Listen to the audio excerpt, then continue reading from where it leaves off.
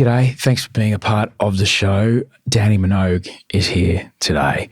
Now, you might think you know Dannii Minogue, but I'm here to tell you, on this episode today, you are going to meet a side of this incredibly different woman that you've never heard before. We are going to discuss, among other things, how she became possibly the most influential person in my professional life. It's no exaggeration to say that I pretty much model my attitude about my work, the way I approach my work, directly off what I have seen her do and gone, that is a way to go through life. I want to do that. I'll never get to where she is, but God damn it, I'm not going to stop trying. Thank you for doing this. It's a show day and everything. Thank you. So good to see you again. It feels like forever. And we have talked about this for a long time. So thank you for being patient. Are you kidding me? I would wait forever to have this conversation with you, because the thing that people might not realize about you is the very deliberate nature of your success. And it's something that has struck me since the very day that I first ever worked with you. Do you remember that day? That was a wild time. Yeah. You and I were swung into a chaotic radio station situation in Sydney in 2009. It's fun though. It was amazing. I can't remember how long we ended up doing it, like 6 weeks, I think. Well, you maybe did longer. I did 10 days and I thought, breakfast radio, I love the adrenaline, but I think it would kill me. You have to be so athletic for that on a different level that my body was saying no. When that alarm went off, it was no. But when I saw you guys in the studio and we had a few coffees and we, got the scripts, it was like, whoa. You're right. It is a very physical thing that I was not coping with very well. So that was my balance between alcohol and caffeine was not great, but I figured that out now. Apparently, just straight caffeine is great if you take the alcohol out of the equation. Yes. But I remember that day that it was just after the Single Ladies video had come out. Oh, my God. And we were looking at, we need to do something. Well, let's do something. It's always good to make a video. This is like early social media stuff. Yeah. And I kind of secretly rolled tape and I challenged both you and Jackie O to a dance-off for the Single Ladies thing. And foolishly, I had done that. The next day, the producers had lined up a dance instructor from Brent Street, one of the people that taught the kids who the motion captured Happy Feet for. And I'll never forget how you kind of sideways looked at him with one eye while he ran through the thing and had the choreo down on the first run.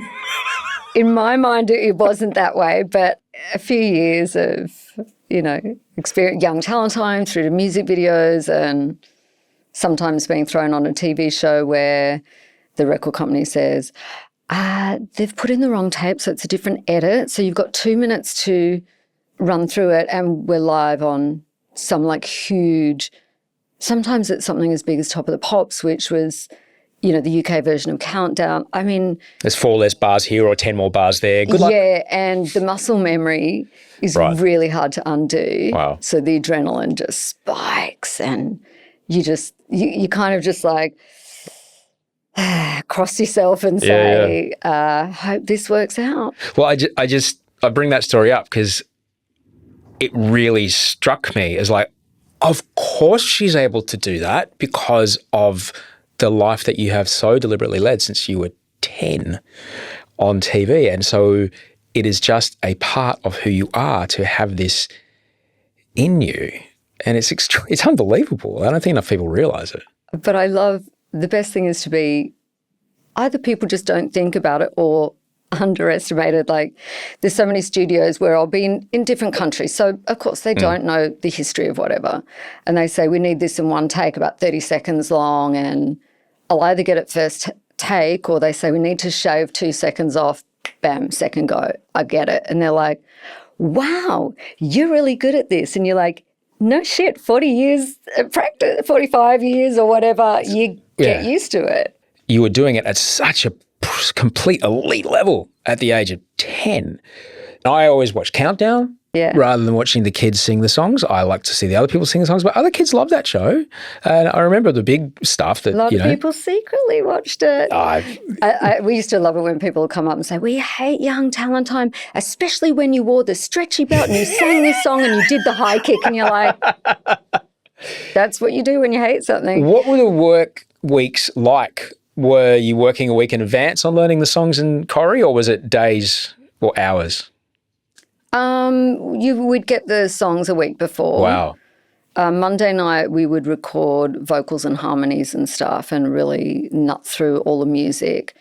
Tuesday, there was nothing on really, but I used to go and do a singing lesson, which I really loved. That was kind of like my time not to be pressured. Wednesday, there may be press on. Thursday and Friday were choreography, and then all day Saturday.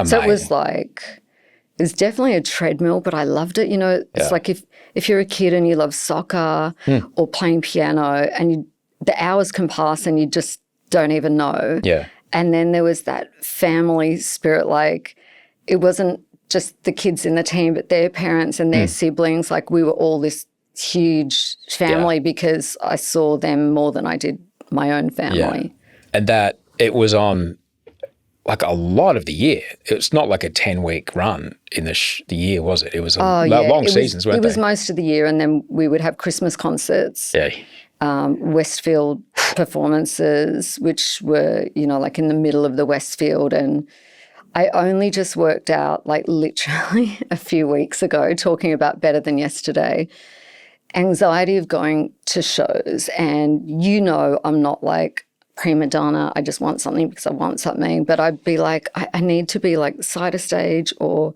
in that kind of VIP area where I can see the escape. And I just worked it out a few weeks ago. We were in a mega crush doing a performance of Young Talent Time at Westfield, and it was all over the news. There was security and there was police and there were barriers and there was seating. Like you'd think it was, you know, fine. Was it in Melbourne or Sydney? Well, we did them all over the country. Yeah. Memory-wise, was it's it terrifying. Sydney or Melbourne? Yeah. And because I was so tiny and there were poor people who were fans coming to see that got hurt, and just hearing the screams and there was nowhere to run. And so there are so many concerts. My friends say, do you want to go and see this person? I'm like, unless I can be in the VIP area, I literally can't go. But I didn't know why. But it's like you hit that certain age where you can kind of start unraveling something that's been there for a very long time. That's why I love the stage. There's like a lot of space. Like when you go out and you're hosting and you get out there and you're the only person there. And for me, that is safety, whereas for a lot of people, they're like, don't you get nervous? You get out there and the lights hit you and you get nervous. And I'm like, no, it's my comfort zone. Dude, like I always say, it's like I'm the one that gets to say what happens. I know what's going to happen. I'm completely in control of the situation. It's when the cameras aren't on, that's where everything falls. But I completely understand what you're saying. And when she's 20 now, but when she started going to gigs and stuff like that, that was the only thing I was ever really worried about, because I've seen and been in some really frightening. You were probably causing crowds. some of them back in the day. No, never. I was in it though. Never. I never did that. Okay. I never did that because I didn't want to. I knew what it was to have someone land on your head, and I didn't want to do that to anybody. I never jumped off a stage. Yeah, but I was at the big day out when Jessica Mikulik died, and I've been in riots, and it's when a crowd goes, it can happen in a blink of an eye, and then the collective decision-making process goes out the window, and it's truly terrifying. It makes sense that you might not be that into just going to a gig as a punter. Well, I didn't know how to process it. We knew it was on the news. We were worried about, other people ended up in hospital and I didn't. So I thought everything's fine, because there were no conversations about mental health. We didn't have psych team to go to. We didn't have anyone. We didn't have drivers. We didn't have tutors. We didn't have any of the things that are in place now in television. And funnily enough, the show that I'm working on now in the UK was the first time ever in my life I've been offered to go and see the care team. Wow. I was like,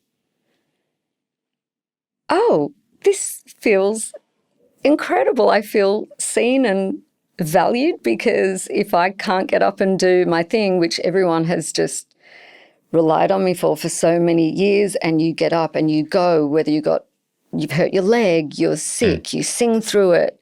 That was back in the day. Since COVID, it's changed a lot. Like, please don't come into a podcast studio and make everyone sick. But back in the day, you would have just kept going. It's anything with any workplace. You know, they say all safety laws are written in blood. And the same thing is for this gig. The same thing is for entertainment, you know, and certainly with non-scripted television. But when I was working, if you were a snake or something like that, there would be laws of how many people you could be around, how long you could be working on set. You know, animal wrangling thing had a whole, process about it. But for children or any performer adults, there was nothing. Yeah, right. Thankfully, that's very different now. Yeah. And I'm sorry to hear that you went through that, but it was a very, very wild time. And I can't imagine the pressure of you just trying to be a kid at the same time as well. I've had the immense fortune of meeting your folks when we were shooting in Melbourne. What kind of support were they offering around this time? They're always like incredibly supportive, rock grounded. We're happy to talk through things and be arms to run into. And also the other kids on the show and their parents, like if my parents were doing a drop off and a pickup and something happened, there was some other parents around, like you always had someone to go to, but it fell on their shoulders and don't have specialty in like, what should I do or say? Yeah. Dad had done a psychology course, so he was pretty good with us, and I'm learning more about that now as an adult. So we still all use like lots of things that he's talked about. Such as? Visualization of removing yourself from a situation to be able to calm yourself down. Like, for example, let's just say, I don't know, you're sitting on a half moon in the gantry above Mardi Gras, about to descend into the RHI, this 20,000 strong heaving mass of humanity. What role does visualization play in that? I didn't really know it back then. So a lot of stuff, because more people are talking about these things now, meditation, visualization, mantras, having a focus, setting a focus for the day, let alone an event or the next 5 minutes on stage. I'm learning more about that now, and it's about the incredible people I meet, some books that I read, podcasts that I listen to find tricks of stuff to work. I wish I knew then what I know now, and that's really having that intention. And as an athlete would, you've got your script in your head and you don't let the other thoughts come in. For instance, recently I did World Pride with my sister in Sydney, and building up to that, I hadn't been on stage for a long time. Coming out of singing capacity? Yeah, coming out of a 2-year lockdown in Melbourne, not having been at a big concert with lots of people, and my anxiety, I still didn't know at that time, the penny hadn't dropped, why I freak out in crowds. So being locked up for 2 years, thinking of going to a crowd, just that, let alone the, oh God, physically I haven't been on stage for a while. It was frightening. So I had weeks of working out in my head, visualizing what it was going to be like, what the outcome was going to be, and working towards that, and not letting any other, you haven't done this for a while, or you're going to freak out and run off stage because you're going to see a crowd, not letting that creep in. And I didn't have that back then, but it was a really cool experience to really work through all of that and see it deliver. And then I think that helped me unlock the anxiety about the crowds not long after. I use visualization kind of all the time. People ask, as you mentioned before, don't you get nervous? I'm like, you don't understand. This is the 45th time I've done this. I might be only standing here for the first time, but in my head, I've seen every camera, every person, every word's come out of my mouth, every step I've taken. I know exactly how many I've got to walk from here to there to not get the fireworks blown up in my face, and then I'm going to walk over there. I've done that 44 times before I did this. So when you stand out there, it's like, it's really useful. But do you have like a photographic memory, or is it just that visualization? Because you seem to just, you get something and then boom. I have a memory technique that I use to remember stuff, yes. And I think my record is 445 or 450 words or something within 20 minutes of a script change, because someone was leaving the batch mansion or something. We had to make a moment to make the edit make sense. And so it was quite a number of paragraphs to, because often I'm the one that, there's a lot of business that I deliver that doesn't make the cut, but it's just there to. So there's the technique, and then you get the muscle memory of practicing that. Yep. And the first time you go, man, I did it. That feeling's so good that then you want to do it again. Precisely. You're like, I'm good at this. But you know what, as you're working, particularly when you're working in non-scripted, you can't ask someone, excuse me, can you just like ecstatically explode in delight when I give you, we didn't have a camera on you. Yeah. Can you do it one more time? Can't do it. Punters know. Audience knows. You can't, only so much you can punch that up in post. Yeah. You've got to get it right. Yeah. There's no way around it. When there were other people in your, age cohort that were coming up at the time, what was it to think that set you and, people like your sister, people like Tina apart? Was it just the flight miles, or was the particular work ethic that you recognised in people close to you that you just didn't see elsewhere? I don't know. I mean, I was convinced nothing was going to happen past young talent time, because you had to leave at 16. So it's like you left. Oh, it's like a K-pop band. I know. And then because the show ran for 17 years, the numbers tell you not a lot of them went on to work in front of the camera. Lots did behind the scenes, but not a lot of them ended up doing that. And I was very well aware of my talent level. And I'm like, I am not a Deborah Byrne. I am not, there were stars that were incredible performers. I'm like, I'm not that. I think I had a cute smile and some energy about me that they liked, and they wanted to be part of the show.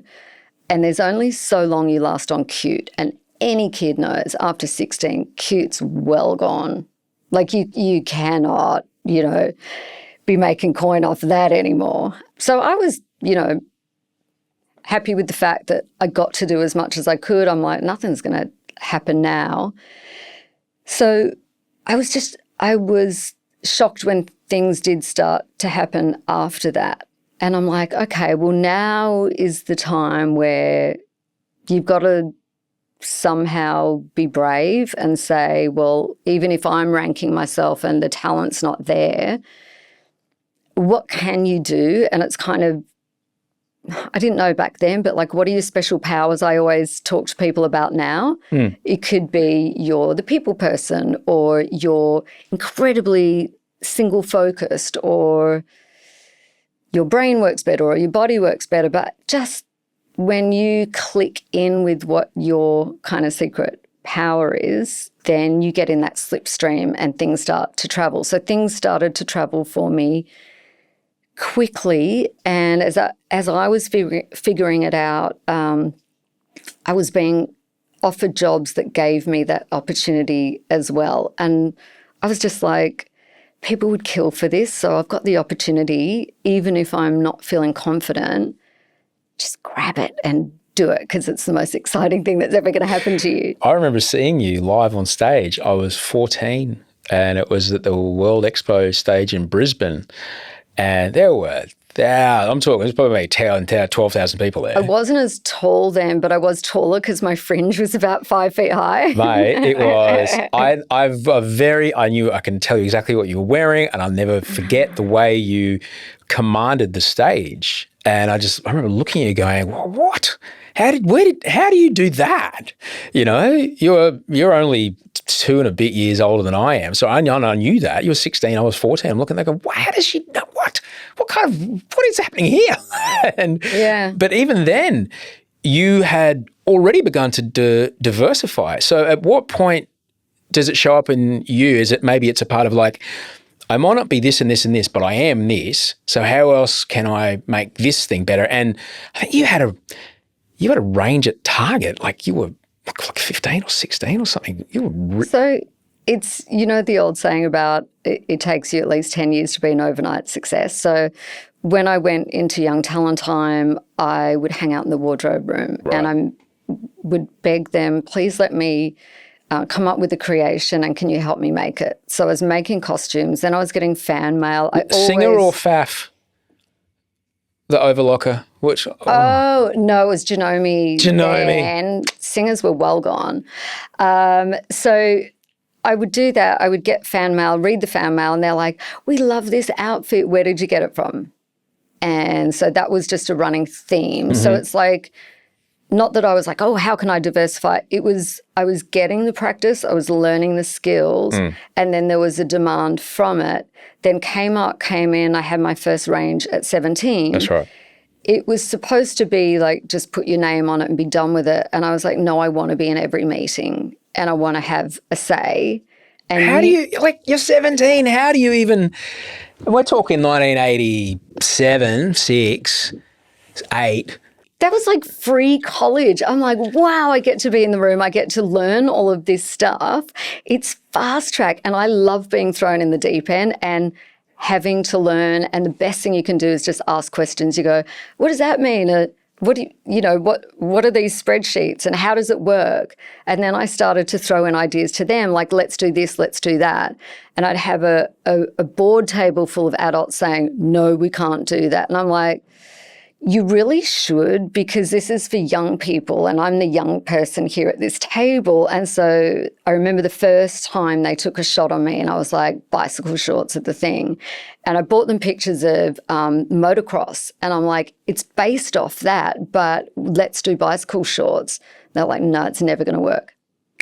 It was our biggest flying product. And they were like, next meeting. So what were you thinking here? And, when you have that genuine passion for something and you're genuinely involved, you're not throwing a name at something and walking away, people know and people feel it. And there's so many brands now that are fantastic where the celebrity is like, it's really a passion and those ones stick. When I just can't get my head around at 17, you are now. This is before the fracturing of the market. And I know I said Target before, but that was it. Or Kmart, that was it. Maybe Big W if you live in Lithgow, but that's about it. As far as big kind of that tier clothing retailer, there was no iconic. These things didn't exist. Yeah, this is where you got your clothes. And there was nothing else. This is where nothing went with nothing because there was no Suzanne. That was it. There was there was no other places. So these are massive companies basically making heaps of money because they're the only place you could buy clothes. Yet you can back yourself enough to go, no, I need to be in that meeting. I was the best-selling label within the whole store. How do you even get to be 17 and go, oh, no, I deserve a seat at that table even though I've never sold an item of clothing in my life? What's going on inside you that says I need to be in there? It's like what you see with music now. If you have a record company telling an artist to be a certain way and it doesn't work, guess what? There's a reason why it doesn't work. It's not coming from them. It's not authentic. You see people like Robin leave her record company and say, these are the songs I've always wanted to sing, and then boom, she's this international success. Right. You see Chapel Roan say, I don't know if anyone will like this, but this is who I am and this is what I want to do. Boom. It's like, it's huge. So it's just like using your instincts and, some of these young artists, it's the first time they've made an album. How do they know what's the best record cover or what the video should be? Because it's instinct. Right. And trusting your creativity. Right. But something in you is like, if my name's going to be on this, it has to be from me. I have to do it, yeah. Yeah, right. So going to this, being involved in the creation of all that and seeing the success of all that, what was it like to have something that wasn't performing start to become a real possibility of a pathway for you? It was wild. Like, my dad was an accountant. I remember him, like, saying to me, he's like, the numbers are going up. This is a huge career. Wow. And so it was kind of something that, again, like young talent time, because I was drilled in, everything has an end date. I was like, that's awesome, but it probably won't last that long. And over the years, there have been a lot of celebrity brands, come, go. But there are very few that, really stick at something for a long time. So it's morphed in different situations over the years, but it's always been there. And you know how serious I am about my fashion with being a judge on a show. I need to step into the clothes. You texted me saying, "What is the set?" A certain way. You texted me saying, "What does the room look like that we're going to do the podcast in? I want to put an outfit together." Yeah. You are maybe the 700th guest I've had on this show, and the only person to have ever asked that question. But you know me, it's not about vanity. No. It's about the respect and trying to create something that is special. And obviously I get lots of messages from people. Something that you did and you were wearing this costume and it's imprinted in their minds. So you know that's special. Like, I remember being the young girl watching ABBA going, those jumpsuits, the microphone at that angle. And then you've seen Kylie and I do it, years later. We pull the pose because that's like, we just admired them so much. Yeah. So growing up, for me, the big thing in my mind was Olivia Newton-John and Grease and the costumes and the songs, and then ABBA with the costumes and the songs. And for me, they marry, they go together, they have to. My brother was listening to Kiss. It's like, what is that without the costumes? It's the costumes and the songs. It's really not fun. But even if you want to do grunge, that's a costume. Can't do that in a three-piece suit. No. So I think it's really important to what you do. But I see you, like, when you're doing the hosting and it's like a suit, but some suits are different to others. And this is more playful and this is more serious. And it even, your voice has got to change, but when you step into that suit, this is fun, Osher, this is serious, without Osher. A doubt. Whenever I get to work with you, the moment that it's the tally light goes on and it's your bit, it's like, there it is. Every time. Like fucking clockwork. I love it.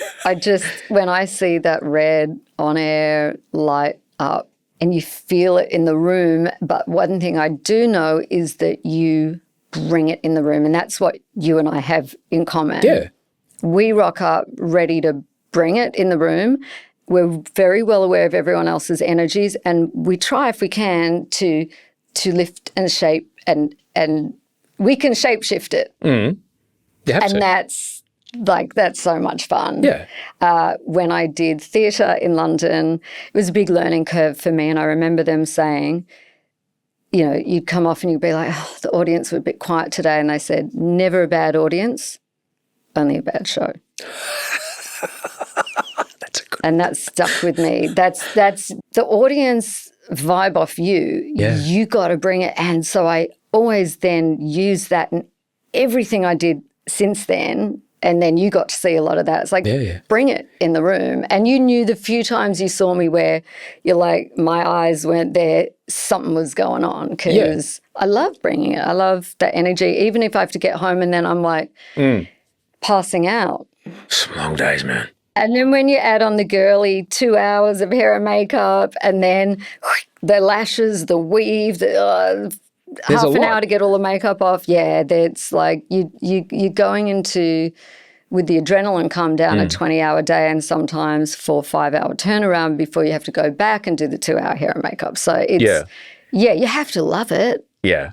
And you have to love all of that process of getting ready. Like I try and make it enjoyable. I bring music backstage. Oh, yeah. I've got essential oils. I've got, my little disco lights and there's whatever vibe. it takes. Don't you worry. Like there is backstage vibe. That is all a part of. I do a dance. I shake my booty. I try and do a slut drop. I'm like, woo, girl, you got it. Just stay flexible enough to do a slut drop. I'm just going to put that on my list of things to do. But when you are though, and in the room, and bear in mind that you and I have made television during a pandemic where we literally had stuffed animals instead of audience.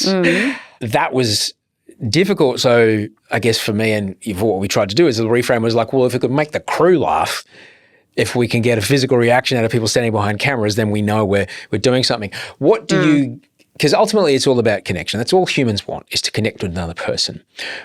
That's why you show the respect of like, I'm going to wear something great. I'm going to bring the moment because this is what I'm here to do. This is my job. This is I love so much about you. What do you get out of that interaction with the audience, that moment that you make together? I just love it, but I can also picture the audience at home. For me, if someone looks at a camera lens, they might just see a bit of equipment. And I see through that and I'm like, it's the emotion of the people at home. So the reaction in the room, it's helpful, but you got to be able to do it with nothing in the room and mean it and do it with the right intention. And you can, because you can visualize it and play it out and do it. As people at home on the couch and the kind of shows that you've been working on, like certainly big entertainment shows, is family stuff. I think it's harder to picture them if you don't hear from them or know them, but like that was the valuable thing I had in Young Talent Time was reading the letters. And then when we went out and did the live shows, meeting people. Today it's social media. What are my fans saying, or the people who hate me, whatever. It's that knowing. So you take those people in your head when you perform and you're like, they're the people out there. Even if it's the people who are like, you suck, and you're like, I'm going to show you. Is it the same authenticity that you wanted to bring to the clothing stuff at Kmart? Is it the same, no, this is, I am as me as I possibly can be in this moment of showbiz. Yes, there's fireworks and yes, there's a song going on and whatever, but I am being as authentically me, communicating that down a camera lens to you, watching however you are? Yeah, and when I did the Kmart label, as I said, it was like the biggest label. The bank checks were insane. And then I was moving overseas at 19 and I walked away from it. I said, I'm leaving, the label's not running anymore. And they're like, but we can run it while you're not here. And I'm like, no, it doesn't run without me. And I literally walked away. My dad was having a heart attack. He's like, are you sure about this decision? And that's how I've always run. It's not about the money. Being able to walk away from something that big at 19, which is, Ballsy. I started to do it. I started to do it, but I was in my 40s by the start of it. I was like, deliberately and well. What's going on? Is it the confidence that I'll figure it out, the next thing, or knowing this is where I want to go? Just a knowingness, and this is helpful for anyone in life. The no's are as important, if not more important, than the yeses. And you've got to be where you're in with people in a place doing things that make you vibe and feel happy, because if you do, you get in that slipstream. And it was not going to bring me any joy being on the other side of the world and not being there. That was my baby. So I didn't have the confidence that it was going to happen again. But again, I was just like, that was so incredible to have had that experience, and I'll probably use that, maybe in helping craft my on-stage costumes or whatever.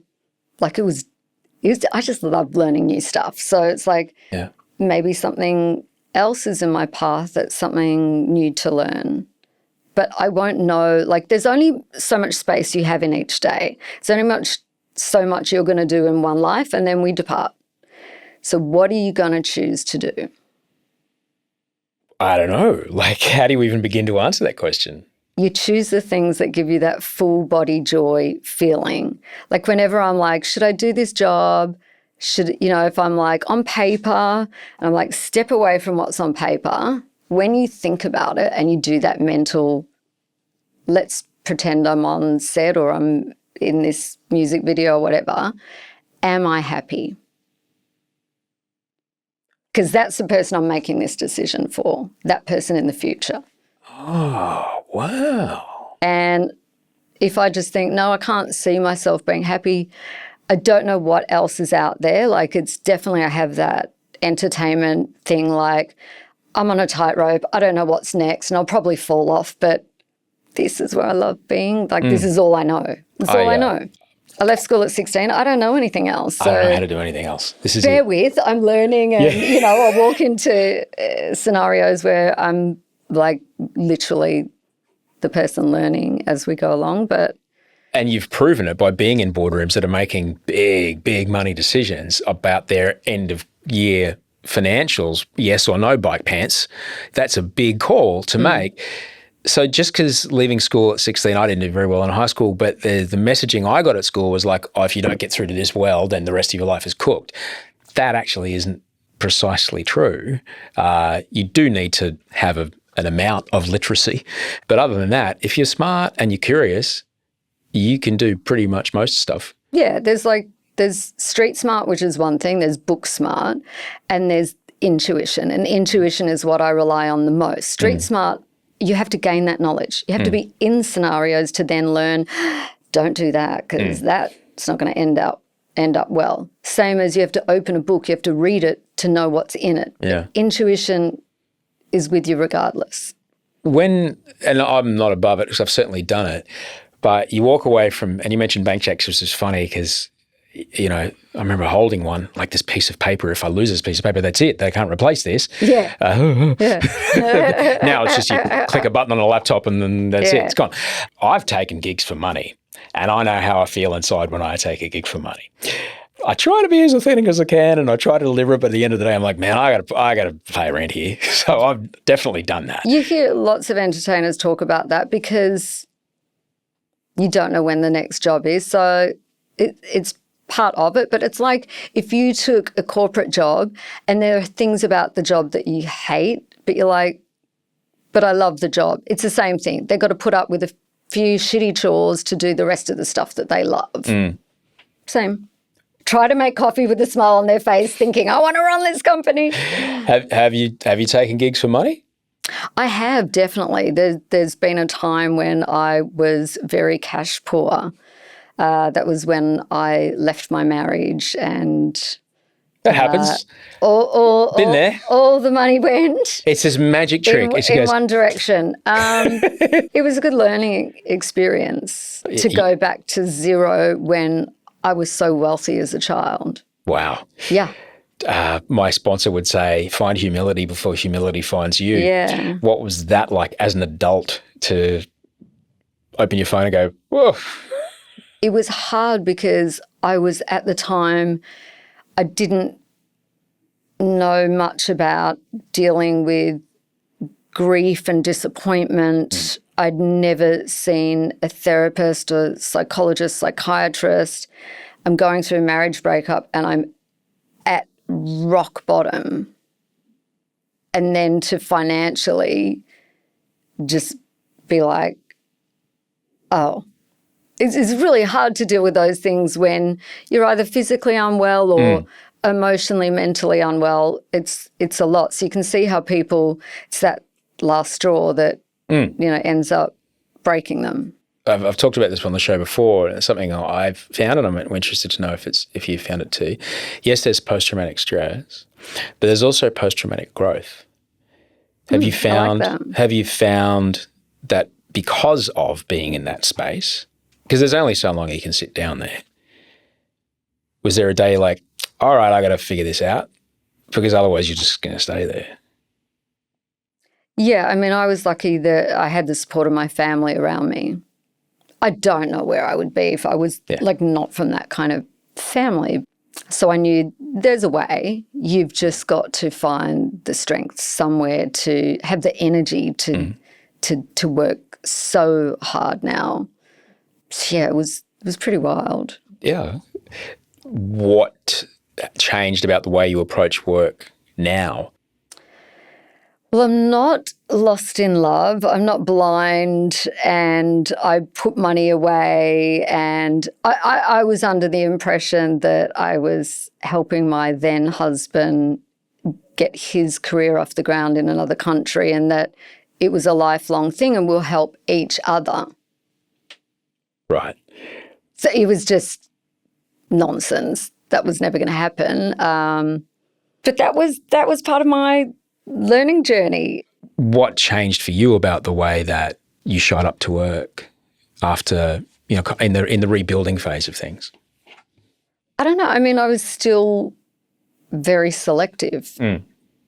Because I knew I had that safety net of my family, I knew I could proceed. Yeah, right.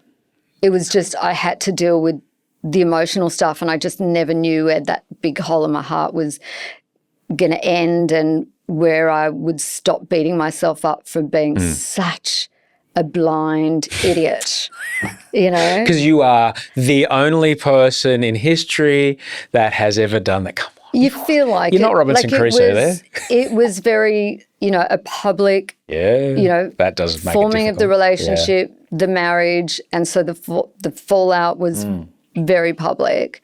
Were you coming out of that into a different phase of your career where you are, you're managing a profile both in Australia and overseas, and you get a call about it, big talent show.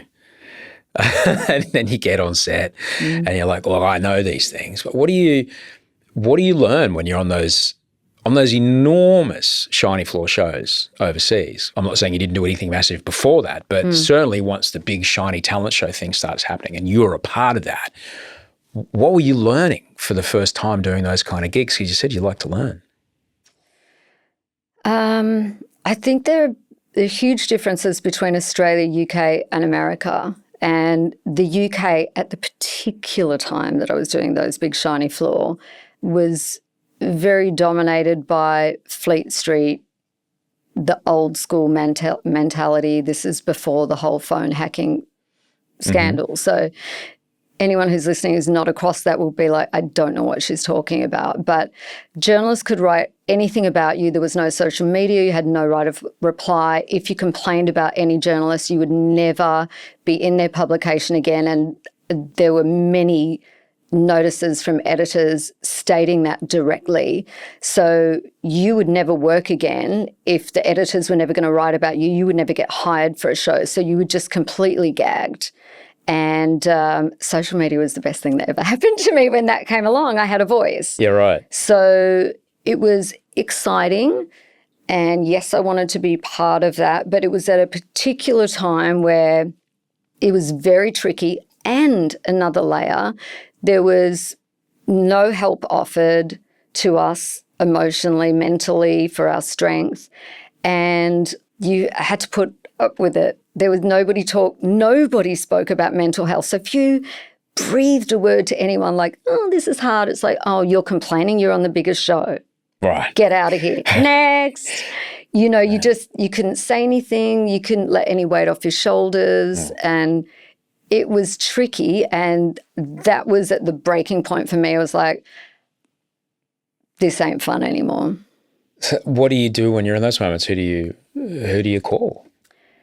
Family, my manager, who is and has always been so good with kind of reframing, getting the worst case scenario out of your head. Let's look at this, and you are in the driving seat. So you can make any decision you want to make, but just make sure it's not fear-based and you're looking at the landscape before you move forward so you don't have any regrets. So really, taking that time to think things through. When things are going well, decision-making for a person like you is possibly more simple. But when things are adversarial, like you're describing, making a fear-based choice, which is what they want you to do, seems very, very easy. Yeah. When you are the product, all right, you are showing up, the camera cuts to you. I did not like that. I loved it. The classic Got Talent X Factor line. I love it. Yeah. All right, that's what you're delivering. That's the widget that you're delivering, that moment on screen. But basically when you're the product, are you able to kind of zoom out a bit and go, well, hang on a sec. So that's Dannii Minogue TV Dannii. This is me, Mum Dannii, trying to make sure the kids are right, trying to make sure fridge is full. Should I do about this? And is this going in the right direction for this market right now?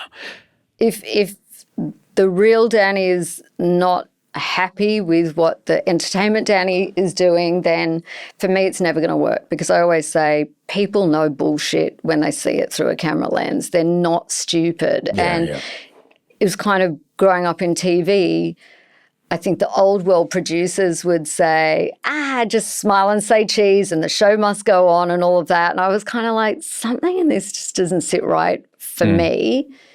Yes, there are days where you have to push through, but to stay in something where you're not happy, that's not going to work. So, I've got to be emotionally happy, and it's not just one or two bad days. It's got to be something where you just go, this is not doing it for me.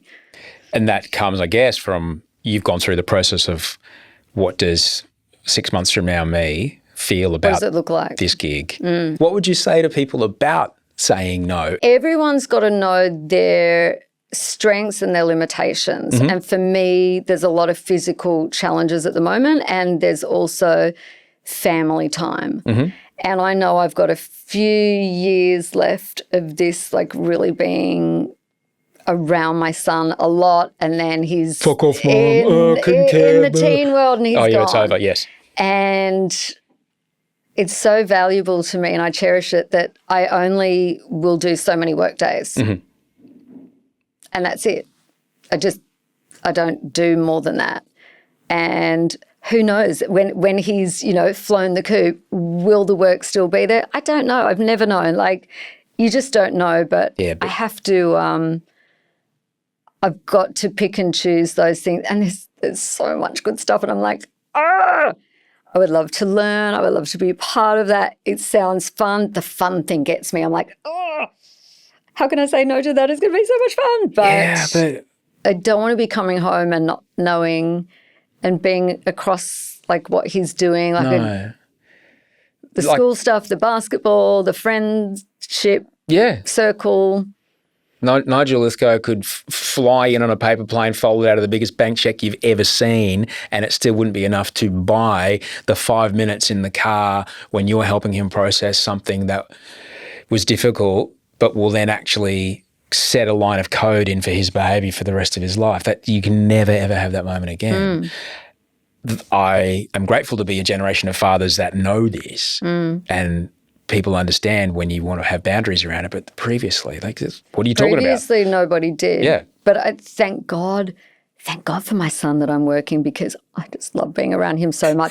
It gives him a bit of breathing space, sometimes when I have to go interstate or overseas, I'm dying.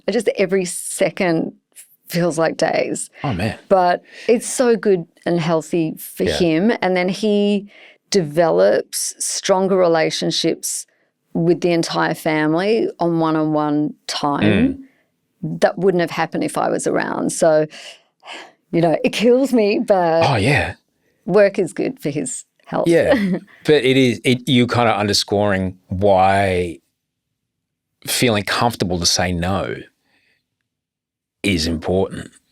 What about when you get told no? I'm sure you don't get told no very much, but what about when you get told no? You go learning experience, and we've had enough by now that you go learning experience, I've got to get better at that, I've got to tweak that, or realise this is not for me. Signals are great. Good and bad, gives you a signal of how to move forward. The yeses and the nos, the highs and the lows, it all gives you a signal, and it's just going and taking it in. You are a very brave performer. As I mentioned, you do things like getting winched out of a ceiling at Mardi Gras. Just amazing stuff. What is it when you're on stage? What do people need to understand about committing when you are in a performance situation? I think that commitment is other people would love to be here. That as a performer, you like, if I'm not here, there's a line of people waiting to do it. And so like if you're there, like, do it, like full out every time. Yeah, because that, as you mentioned, that bullshit detector is strong. Yeah, and be willing to fail. You go, this could work, or it very well might not. But also I think there was a lot of confidence given to me. In the UK, I worked with Chris Evans, and he had a show called The Big Breakfast, and trying to read a script and interview someone, and there were puppets and drag queens, and it was a crazy show. And after the first few days, like I just kept getting everything wrong. And Chris was like, well, of course you do. It's the first time you've used all of these things, and it's like the most frenetic 2 hours of live TV. But he said, it's not about making a mistake. It's how you take it on the chin and recover, and letting the audience know that it's okay. You might not feel okay, but you'll get better at feeling okay with it when you are less scared of making mistakes. He could see somewhere that it could happen if I flicked a switch in my brain. And I did. So he gave me that mental strength and that, format of how to do it, even though I'm learning on the job. What is it to be given permission to do a thing that you might not think you've got, but someone sees enough of the other stuff to go, oh, the rest is just technical. You'll be right. What is it to be given permission to do that, and what can that do for you? It's that scary moment where you're like, do I listen to the thing on my shoulder going, you're never going to get it? Or do I listen to the other thing on my shoulder going, this is what learning looks like. This is what it looks like. And it's amazing now when I go to basketball with my son and I see the coaches, they spot something in someone and they're like, yeah, you can't dribble now, or you can't dunk, or you can't do that. But if you practice enough, you are going to get it if you mentally switch on. So it's kind of now seeing it through a spectator's lens is incredible. You're raising a young man who's sounds like he's playing basketball. He's probably already got some height on him. A few more years of protein and testosterone, and who knows what's going to happen. Yeah, exactly. How are you both navigating, I guess, masculinity in 2024 and how that develops in him? There's so much that they're given at school, which is great. And then the parents are educated as to the learning that they're being given, and there are open Zooms where then you get to ask specialist questions. So I'm finding that really helpful. The school system now is educating both of us. Then you've obviously got what happens at home, and he's got a unique, set of circumstances of stuff that we have to go through that maybe other families don't go through. And then he's got like his interests, like what he learns from basketball, which is great about, that team spirit and mentors and coaches and respect and managing your emotions after games and helping your teammates. And I think there's just a lot now for your age. There's that gear shift and that adjustment. But like at his age, it's inbuilt in their growing up. And I love it, when like years ago, the first time I heard a kid say, Mum, don't just take a photo of me, or don't just post that. And I thought, wow, these kids are really learning. That's a boundary, my God. Yeah. And like one of the best things that that I learned through one of the school sessions, which was really about health and sex education, all of that. And they opened up the conversation. They were like, do any parents have a question? Nobody would jump in. So I went, consent, can we talk about that? And they offered something really great that was like, consent starts with the people who are your superiors when you're very, very young. So it's normally your parents. And you see parents go, oh, no, just let me do this. I could just do it once more. And the kid says, no, but they do it anyway. So that is then teaching their brain, the person who has power over you is not listening to you.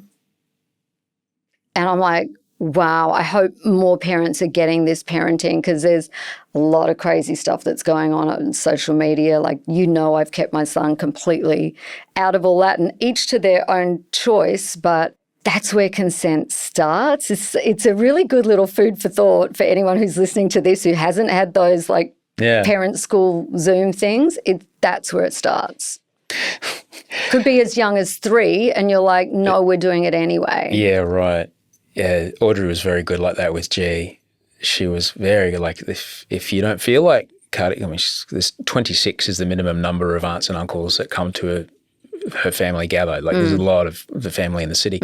She's like, if you don't want to give people a cuddle, you don't have to, and that's fine. And she would always run interference. She would always, be the linebacker blocking the quarterback. Yeah, going.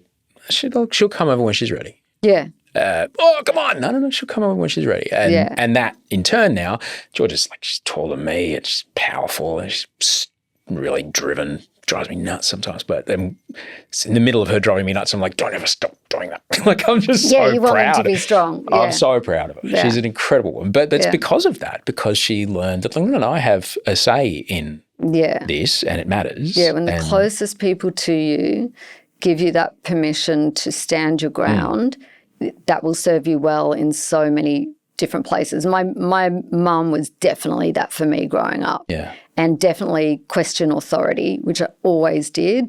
And that made me never scared to be in a room, whether it was a board table full of people older than me and they had experience. I was never scared to speak my mind. That's given me a little superpower, and I'm very, very thankful for that. You and I have been involved in a few different projects. And sometimes if a show runs late or something happens or there's an incident at work, you show up the next day and go, oof, how about that thing?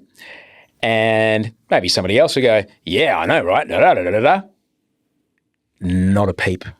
Not a peep from you. Never, ever, ever have I ever heard you say anything negative about anybody you work with. I wish I could say the same for myself. But I learned that. I learned that from you. You're the first person. I'm like, hang on, we have every permission to just go balls out in this secret room that no one else can hear to talk about this thing that happened. You won't do it. I mean, I might not like what someone's done, but I've made my fair share of mistakes along the way. And if people can be lenient enough to know that, especially if it's it's a one-off, that's not going to happen again. If someone's continually doing that, that's going to be a different problem. But I more put myself in the position where if that's going to continue going on there, I will leave the project. I'm not in control of other people. I can only be in control of me, and remove yourself from it if it's not floating your boat. I've never heard you say a word. Where did that show up in your career? Where did you realise that was an important thing to do? I don't want people speaking badly about me, but, I definitely rant. I've got to let steam off at some point. There are things that I'm not happy with, people I'm not happy with. But it's kind of, I guess, that old school entertainment, when you show up, it's about the show. You got to deal with all of that on your private time. But when you show up, the camera guy, the lighting director, the poor person listening to everything on the mic, they don't care. There's another thing that I did want to ask you about, is that when you made the decision to leave Masked Singer, I think it was after 2 seasons or 3 seasons? 3 seasons. You called me to let me know. No one I've ever worked with has ever called me to say they're not doing the show. I've always found that someone's not doing the show from someone else. Why was it important for you to call? And I'm sure I'm not the only phone call that you made that day. Yeah. I felt like we were really like a family unit. It felt like the young talent time because we'd been in the trenches with COVID. It was a really tough shoot. Filming through that. It was like it still brings back a lot. Tell me about it. You know, and we were like, had little like Zoom parties and all of this. And it was we watched The Bachelor. You had our first like little TV baby. I did too. And yeah, it's family and friends. And I still call you now. I'm like, hey, dude, it's very sweet how you doing? And I may not have called on the day that, you know, but I was busy, but I'm calling now because now I've got the time. Like recently I called you, but it's it really felt like family and something special. When I try to think of, you know, how I show up to work, I always try to I just want to make everyone else's day at work the best day they've ever had. And you do. And that, well, thank you. But it is, how do I be as professional as I can be? Because if I do all those things, then I'm doing better than I could have ever imagined. Yeah. But you got to understand this, Dannii Minogue, that I ask myself, what would Dannii do? Because you are hands down the most fucking crystally focused just machine of show business that I've ever worked with. Really? Because I just go on vibe and I feel like I fumble through and it's that no confidence of like, you're not the best person in the room, but you can bring it. Like, you know how to bring it. And I know the days where I haven't brought it, I feel like I didn't do a great job. And then trying to overcome that and not beat myself up. But I love the energy in a room when everyone's having fun, and boy, you have more fun on those kind of sets when everyone's professional. So then we can just like we all know we're going to do the job, and then you can have fun on top of that. Dannii, whenever I get the chance, I'll always tell people, it's like, you don't accidentally stay consistently employed since you were 10. There's method to this, and it's a deliberate practice, and you are the embodiment of that.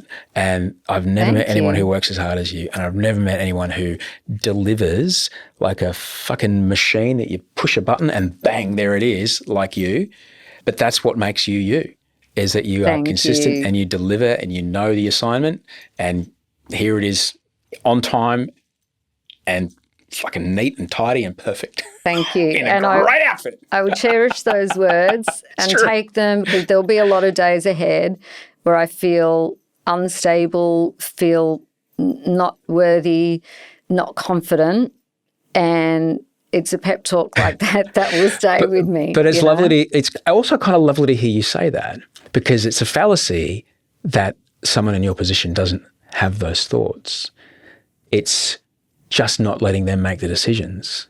That is the skill set. Yeah. And we all have that. Yeah, and it's muscle memory. You got to practice it, and you got to mess up. You really got to allow yourself. This is what learning looks like. Yes, and you are 5-star at learning. I've done it all, every depth of it, and I have learned. I know you've got to get out of here because you've got another big gig this afternoon, but thank you so much for making the time. Thank you. You're the best. It's interesting because like we hang out and we've worked, but there's stuff that just doesn't come up in conversations unless you create that space. And it's like, it's what I'm learning now, like with my son, like the days are busy and stuff, but if you can create that space where conversations happen, and podcasts are brilliant at that. Like I'm obsessed with podcasts, good podcasts. Yeah. So thank you for the time.